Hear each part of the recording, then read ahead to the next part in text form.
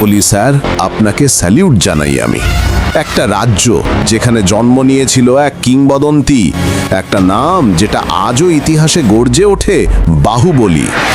আগের অধ্যায়ে আমরা দেখেছিলাম কিভাবে অমরেন্দ্র বাহুবলী তার সাহস, দয়া আর শক্তিতে মহিষ্মতি সাম্রাজ্যের হৃদয় জয় করেছিল। কিন্তু বিশ্বাসঘাতকতার অন্ধকারে জন্ম নিল ধোঁকাবাজ, দেবসেনার বন্দিত্ব আর মহিষ্মতি রক্তে ভেসে গেল। এবারের বাহুবলী এপিক ট্রেলার শুরু হয় সেই প্রশ্ন দিয়ে, মহেন্দ্র বাহুবলী ফিরবে কি তার পিতার অসমাপ্ত প্রতিশোধ নিতে?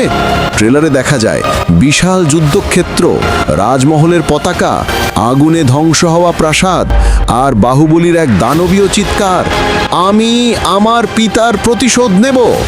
রাজনীতি, প্রেম, বিশ্বাসঘাতকতা আর রক্তের গল্প।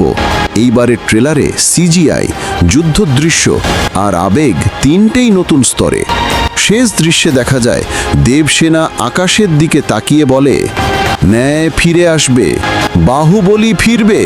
দর্শকের চোখে জল আর কানে শুধু একটাই শব্দ, বাহুবলী, বাহুবলী, বাহুবলী।